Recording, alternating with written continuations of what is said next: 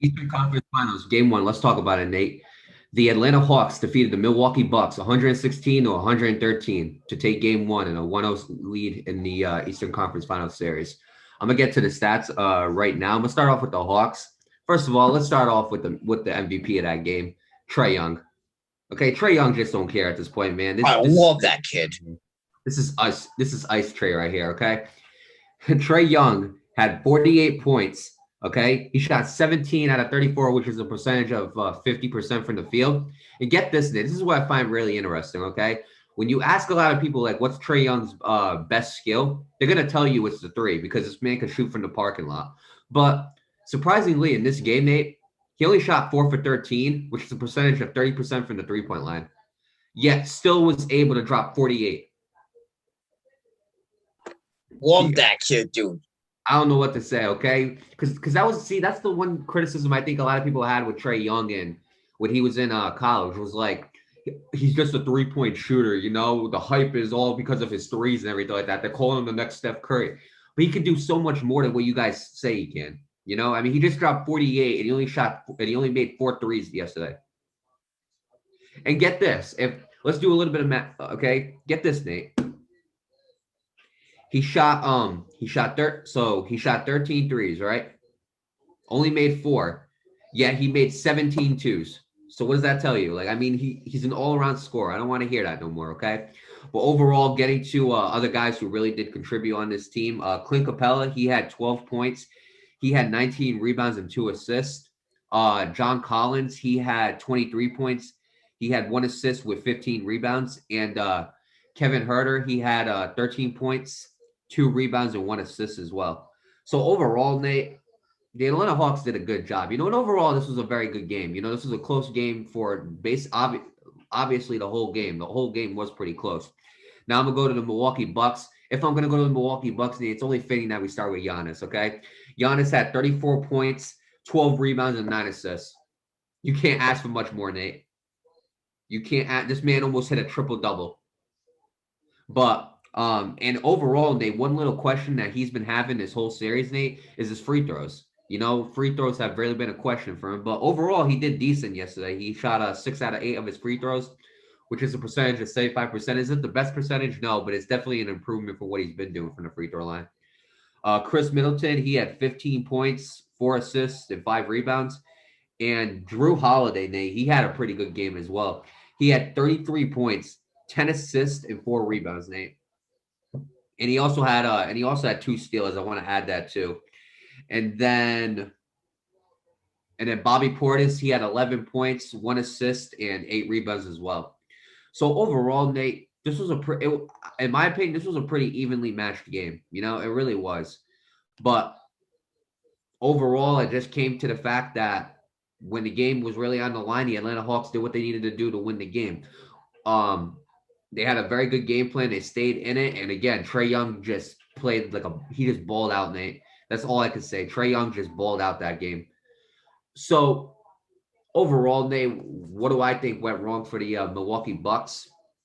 It wasn't really what went wrong. That's what I'm going to say. Because honestly, nothing went wrong. It was a pretty even game. There's nothing I can point to. If I had to pick something, Nate, I'd probably say if Trae Young is going to keep balling like this, obviously he's got other guys on his team like John Collins and he's got Clint Capella. And those guys, those are the type of guys that are going to get you double-digit rebounds. You know, those are the type of guys that are going to get you double-digit points as well with that.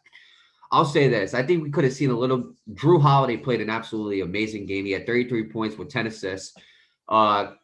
Chris Middleton, I felt like could have did a little bit more, but overall, this was just a back and forth game. Except when it came to the last minutes, the Atlanta Hawks just capitalized. You know, I think personally, what you need to do is you need to try to get that ball out of Trae Young's hands as much as possible. Because when I look at Trae Young, Nate, when I look at what they're doing, they're going one-on-one with him. Look, Drew Holiday, I said it before, he is a great and a very underrated defender in this league. But you're going to need a lot more to Drew Holiday to stop Trae Young. Okay, you wouldn't put, okay, even though how am I supposed to say it? There are good defenders in this league, you know, there are. But you're not gonna, but again, you're not gonna go one-on-one with Kevin Durant. You know, it's not gonna work. You're not going to go one-on-one with LeBron James and Anthony Davis. That's not going to work. You need to double team these guys. I say the one thing that the Milwaukee Bucks need to do more is double team Trae Young. You stopped him good on the three-point line, okay? I got no complaints there. But again, Trae Young, now we're starting to see how good of a player he really is because he was like, all right, you're going to take away the three from me. I'm not having that much success from the three today. Fine. I'm going to just go into the paint and I'm going to just do it. I'm going to just get my points a different way. Whether it's shooting mid-range, going to the paint, getting my free throws. That's what he's able to do. He's able to create plays. So if I am the Milwaukee Bucks, okay, in final situations like these, well, the one thing I noticed, I watched the final minutes of the game, okay? And the one thing I noticed was this. The Milwaukee Bucks were down by, I think, by like a point or two, okay? And the Atlanta Hawks were inbounding the ball. And again, you know what happens when like there's final seconds left and the team has the ball and the team with the lead has the ball. They get the ball. Next thing you know, the other team fouls them, right? What I'm doing in that instance, I'm taking your worst free throw shooter and I'm making you give him the ball so he can shoot the free throws. And that's exactly what the Atlanta Hawks did with the Milwaukee Bucks. Okay, they knew that Giannis was not that great of a free throw shooter.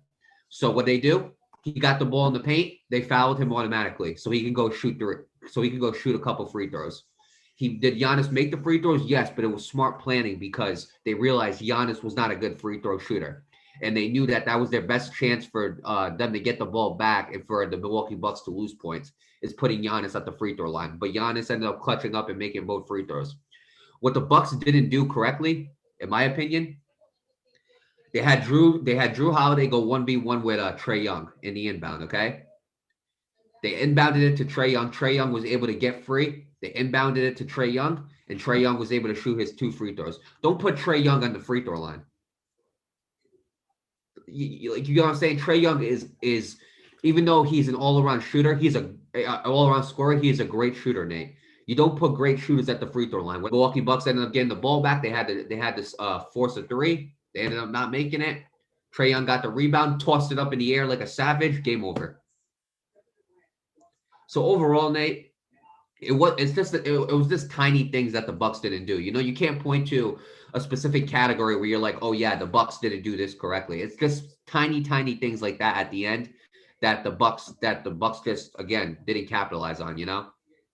So hopefully, you know, game 2, they kind of learned how to like guard Trae Young better. You know, so far I have not found nobody's found the answers on guarding Trae Young, you know, in my opinion. So hopefully the Milwaukee Bucks end up finding those answers. Same thing with Giannis. Nobody's found the answer to guarding Giannis. So again, game 1 was a really close game. I'm expecting the same thing for game 2.